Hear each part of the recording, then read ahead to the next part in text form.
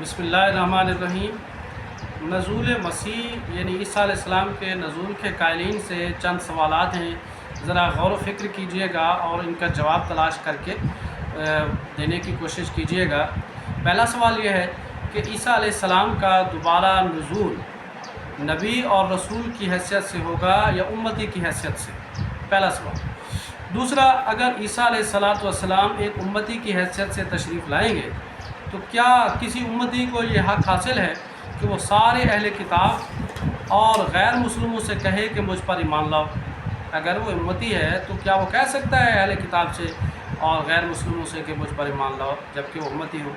تیسرا سوال یہ ہے، قرآن حکیم میں جہاں ساری انسانیت اور اہل کتاب کو اسلام کی دعوت دی گئی ہے، کیا وہاں یہ بات ان سے کہی گئی ہے کہ تم ایک امتی عیسیٰ علیہ السلام پر بھی ایمان لانا؟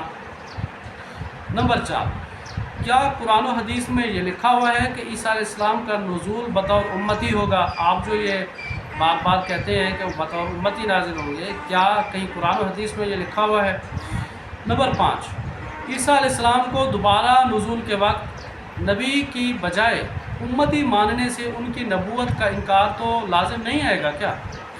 کیونکہ بزبان عیسیٰ قرآن حکیم میں سورہ مریم کی آیت 30 میں موجود ہے، وَجَعَلَنِي نَبِيًّا، اور اس اللہ نے مجھے نبی بنایا ہے، تو کیا اس آیت کا انکار نہیں ہوگا اس بات سے؟ نمبر 6، اگر عیسیٰ علیہ السلام نبی اور رسول کی حیثیت سے آئیں گے تو اس وقت آخری نبی عیسیٰ علیہ السلام ہوں گے یا محمد صلی اللہ علیہ وسلم ہوں گے؟ کیا محمد صلی اللہ علیہ وسلم کی بعثت کے بعد بھی کسی نبی یا رسول کی ضرورت ہے؟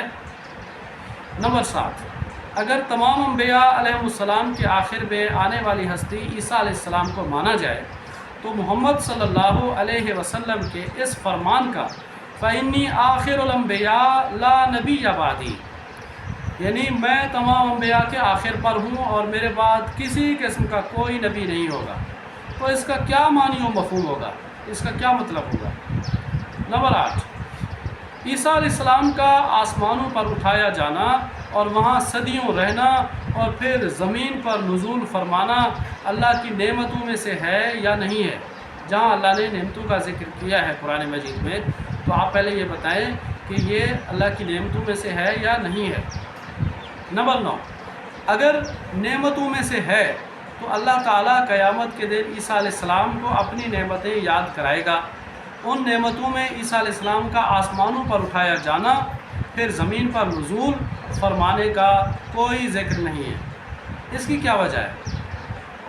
نمبر 10، کیا نعوذ باللہ اللہ تعالیٰ اتنی بڑی نعمت کا ذکر کرنا بھول گیا، یا آسمانوں پر اٹھائے جانے کا واقعہ ہی رونما نہیں ہوا؟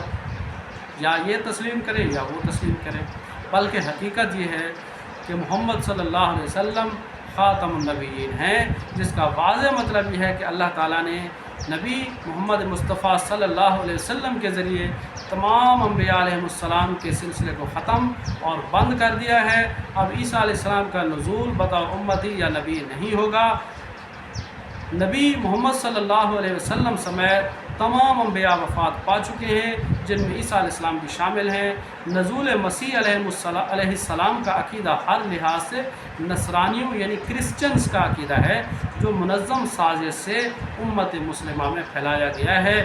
اللہ رب العالمین ہمیں قرآن کے عقیدے پر جمع رہنے کی توفیق عطا فرمائے، اس عقیدے کو ماننے اور اس کو پھیلانے کی توفیق عطا فرمائے۔ اقول قولی ھذا استغفر اللہ استغفر اللہ استغفر اللہ۔